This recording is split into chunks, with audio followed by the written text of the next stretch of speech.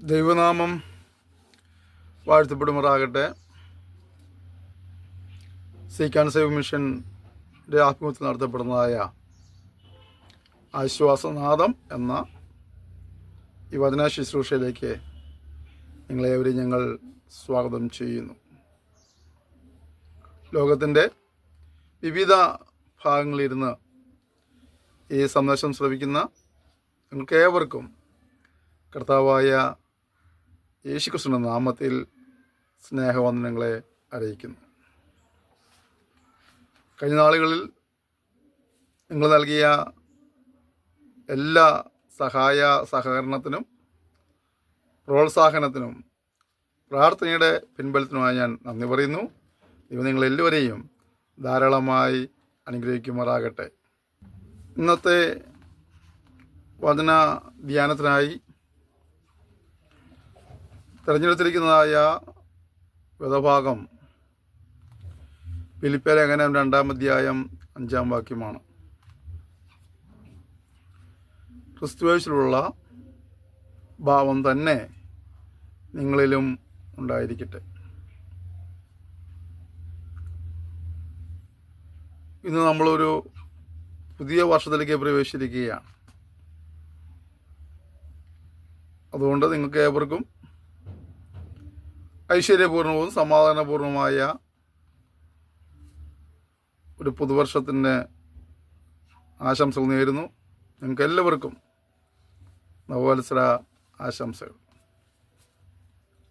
ഈ പുതുവർഷത്തിലേക്ക് നാം പ്രവേശിച്ചപ്പോൾ നമുക്ക് ഒരുപാട് പ്രതീക്ഷകളുണ്ട്.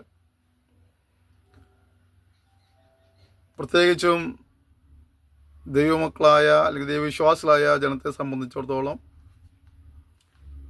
2025 പ്രാപിക്കുവാൻ കഴിയുന്ന നന്മകളും അനുഗ്രഹങ്ങളും വിടുതലുകളെല്ലാം ഈ വർഷം പ്രാപിക്കുവാൻ കഴിയും എന്നുള്ള വിശ്വാസത്തോടു കൂടിയുള്ള പ്രാർത്ഥനയോടു കൂടി ആയിരിക്കാം ഈ പുതുവർഷത്തെ വരവേറ്റിട്ടുണ്ടാകുക. അപ്പോൾ ദൈവത്തിൽ നിന്ന് ലഭിക്കേണ്ടതായ ഒരുപാട് കാര്യങ്ങളെക്കുറിച്ചുള്ള നമുക്ക് വളരെ പ്രതീക്ഷകളുണ്ട്. നാം അതിനുവേണ്ടി ആഗ്രഹിക്കുന്നു, പ്രാർത്ഥിക്കുന്നു എല്ലാം വാസ്തവമാണ്. അതിൻ്റെ മറുവശം നമ്മെക്കുറിച്ച് ഈ പുതുവർഷത്തിൽ ദൈവത്തിന് എന്താണ് പദ്ധതിയുള്ളതെന്ന് ചിന്തിച്ചിട്ടുണ്ട്. ദൈവത്തിൽ നിന്ന് പ്രാപിക്കേണ്ട ഒരുപാട് കാര്യങ്ങളെക്കുറിച്ച് നമുക്ക് വ്യക്തമായ ഒരു പദ്ധതിയുണ്ട്. നാം അതിനുവേണ്ടി പ്രാർത്ഥിക്കുന്നു, ഉപവസിക്കുന്നു, അല്ലെങ്കിൽ അതിന് തീരുമാനമെടുക്കുന്നു. അതിൽ ഈ പുതുവർഷത്തിൽ ദൈവം നമ്മെക്കുറിച്ച് ആഗ്രഹിക്കുന്ന കാര്യങ്ങളൂടെ മനസ്സിലാക്കി അപ്രകാരം മുന്നോട്ട് പോയി അനുഗ്രഹങ്ങൾ പ്രാപിപ്പാനായി സർവശക്തനായ ദൈവം നിങ്ങളെല്ലാവരെയും സഹായിക്കുമാറാകട്ടെ.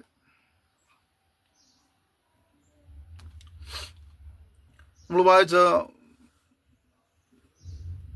വചനം ഇങ്ങനെയാണ്: ക്രിസ്തുവേശുവിലുള്ള ഭാവം തന്നെ നിങ്ങളിലും ഉണ്ടായിരിക്കട്ടെ.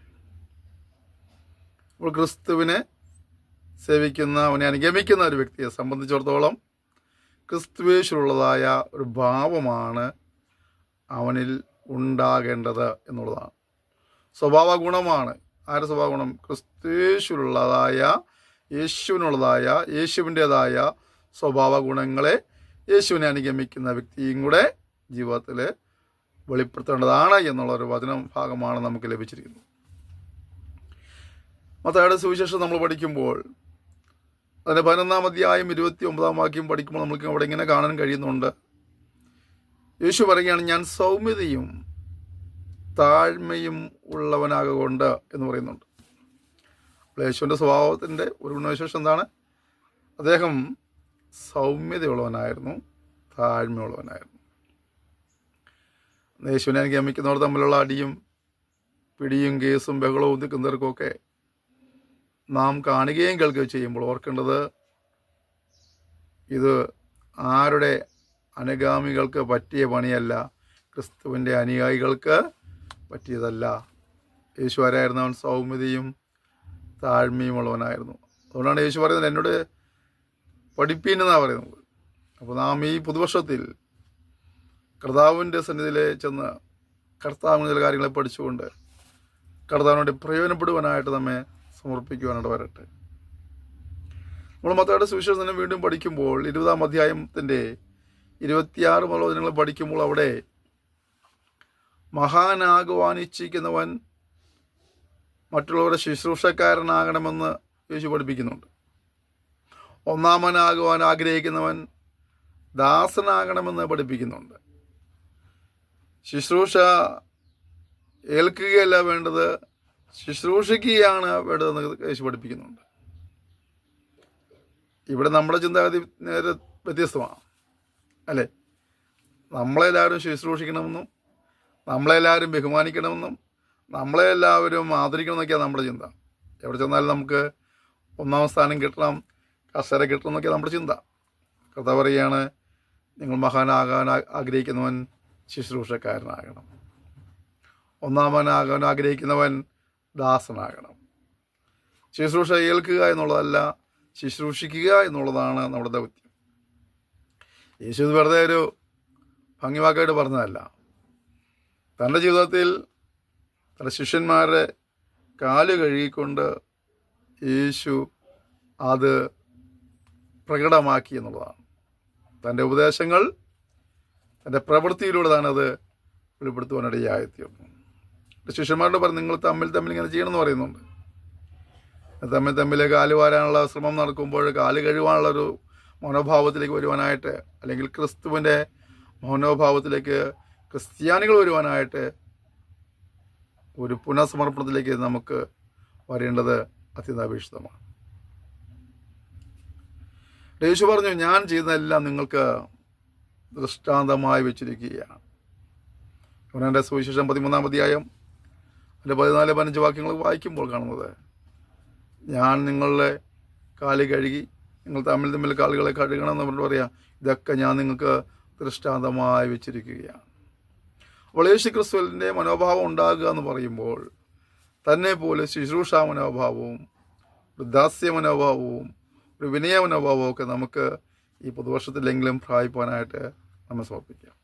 കഴിഞ്ഞ കാലങ്ങളിൽ അഹങ്കാരങ്ങൾ, ഞാനെന്ന ഭാവങ്ങൾ ഒക്കെ ഒഴിവാക്കിക്കൊണ്ട് ഒരു പുതിയ കാഴ്ചപ്പാടോടെ, ഒരു പുതിയ സമർപ്പണത്തോടെ ദൈവത്തെ സേവിപ്പാനായി ദൈവം നിങ്ങളെ സഹായിക്കുമാറാകട്ടെ.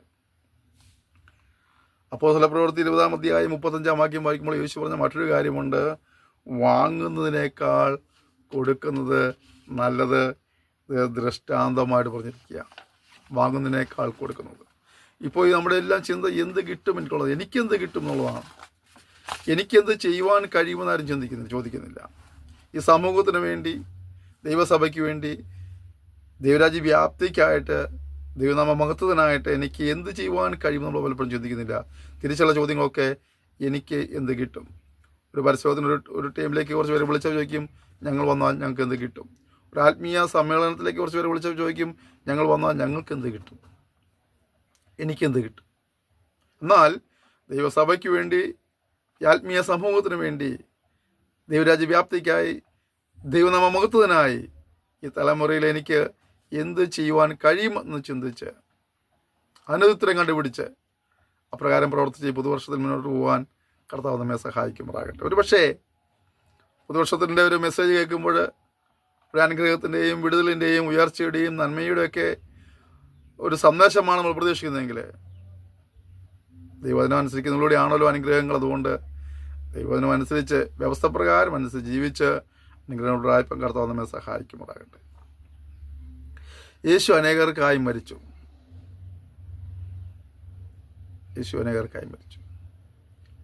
അനേകരുടെ പാപങ്ങളെ വഹിച്ച് ക്രൂശിന്മേൽ കയറി മറ്റുള്ളവർക്ക് വേണ്ടി പങ്കപ്പാടുകൾ സഹിപ്പാൻ, കഷ്ടം സഹിക്കുന്ന ജീവിതത്തെ ഏൽപ്പിച്ചു കൊടുത്തു. മറ്റുള്ളവരുടെ ഉദ്ധാരണത്തിന് വേണ്ടി, അവരുടെ ഉന്നമനത്തിന് വേണ്ടി, അവരെ നിത്യതയിൽ കൊണ്ട് എത്തിക്കുവാൻ വേണ്ടി യേശു കഷ്ടങ്ങൾ സഹിപ്പാനായി ഭൂമിയിലേക്ക് വന്നു. ക്രിസ്തു യേശു പാപികളെ രക്ഷിപ്പാൻ ലോകത്തിൽ വന്നു എന്നുള്ളത് വിശ്വാസ്യവും എല്ലാവരും അംഗീകരിപ്പാൻ യോഗ്യമായ വചനമാണ്.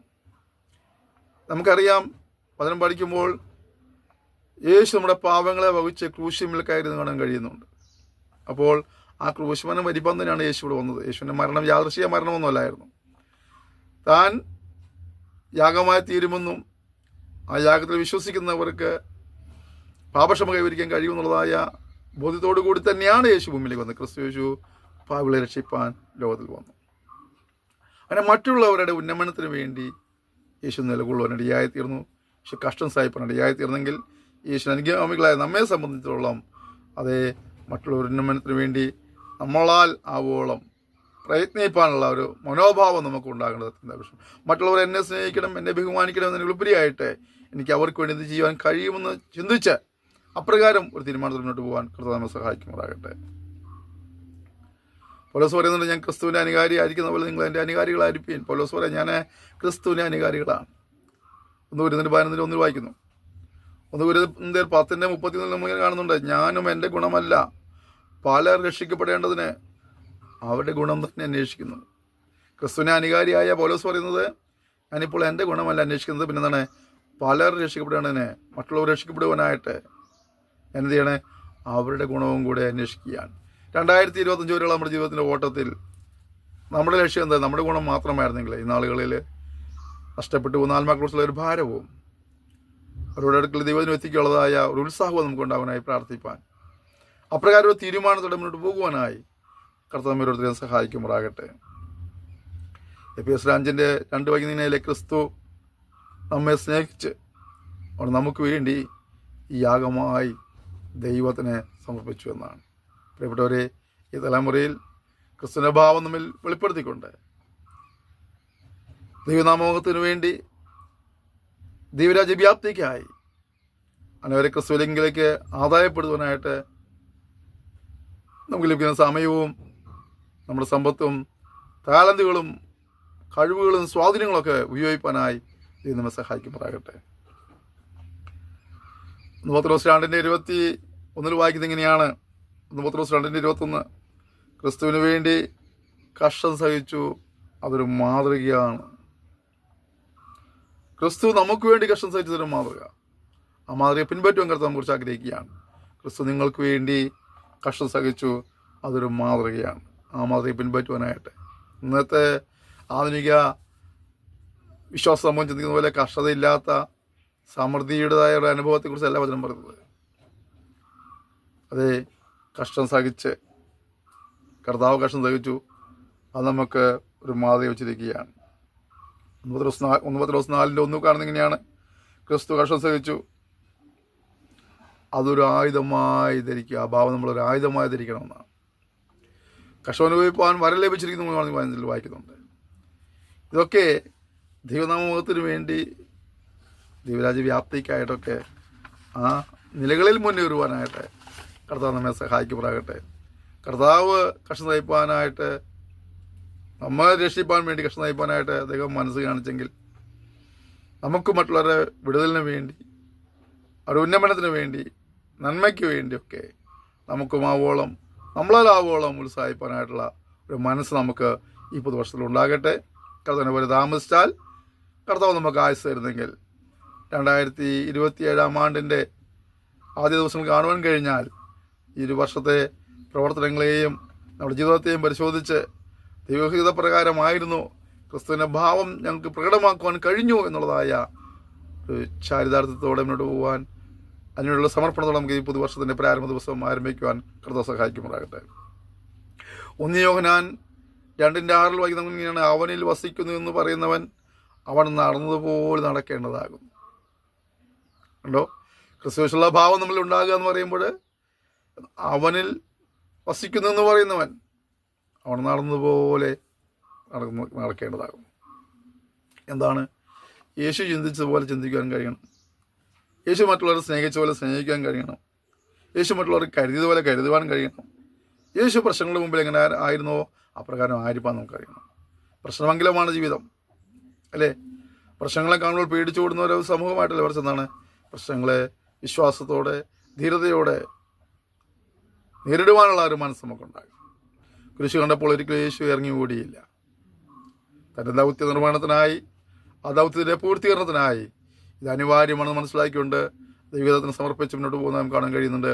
ആ യേശുവിനുള്ളൊരു മാതൃക, ആ യേശുവിൻ്റെ മനോഭാവം നമ്മളും പകർത്തിക്കൊണ്ട് ഈ വരുന്ന വർഷം, ഈ പുതുവർഷം, അല്ലെങ്കിൽ വരുന്ന നാളുകൾ എപ്രകാരമുള്ളതാണെങ്കിലും ആ സന്ദർഭങ്ങളൊക്കെ കർത്താവിനെ പിറുപിറുക്കാതെ, ഇട്ടേച്ചു പോകാതെ, തള്ളിപ്പറയാതെ അറിയുന്ന തലങ്ങളിലൊക്കെ ദൈവനാമത്തിൽ നിലകൊള്ളുവാനായി കർത്താവ് നമ്മെ സഹായിക്കുമാറാകട്ടെ.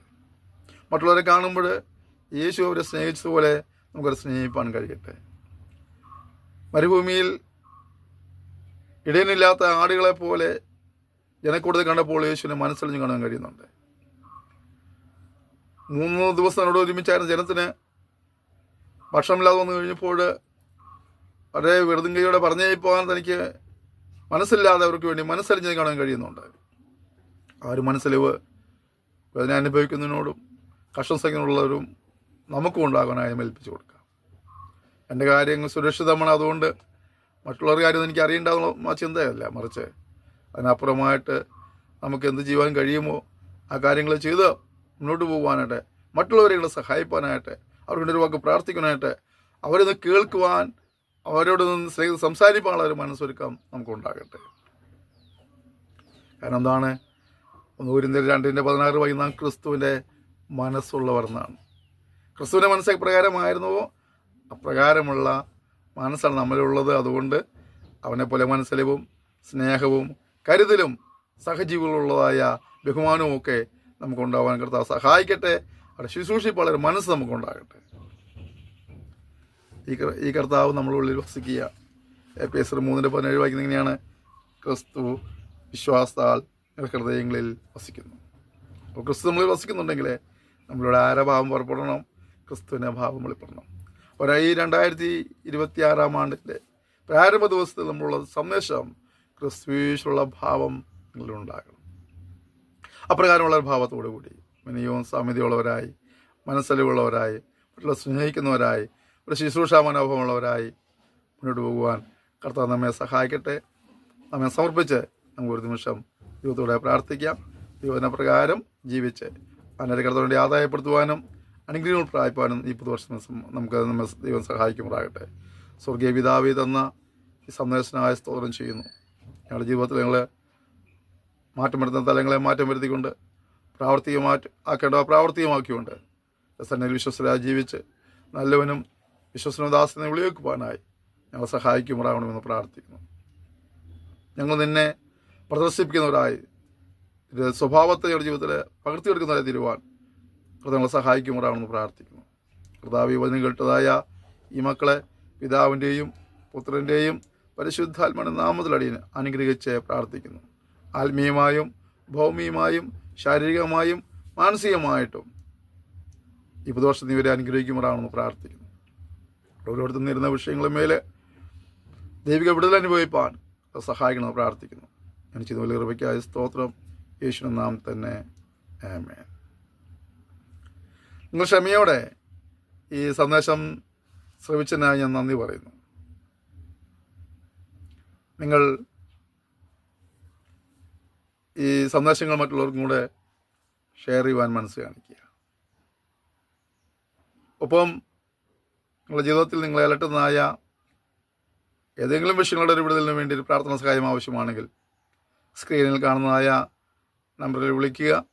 നിങ്ങൾക്ക് ഏതെങ്കിലും ആവശ്യം വിളിച്ചിട്ട് കിട്ടിയില്ലെങ്കിൽ ഒരു വാട്സപ്പ് നമ്പറും കൂടിയാണ്. നിങ്ങൾ ആ വാട്സപ്പ് നമ്പറിൽ നിങ്ങളുടെ മെസ്സേജ് അയച്ചാൽ നിശ്ചയമായും ഞങ്ങൾ നിങ്ങൾക്ക് വേണ്ടി പ്രാർത്ഥിക്കുന്നതായിരിക്കും. തുടർന്നും നിങ്ങളുടെ സഹകാരം പ്രതീക്ഷിച്ചുകൊണ്ട് ഞാൻ എൻ്റെ വാക്കുകൾ അവസാനിപ്പിക്കുന്നു. ദൈവം നിങ്ങളെല്ലാവരെയും ധാരാളമേ അനുഗ്രഹിക്കുമാറാകട്ടെ. Thank you. May God bless you.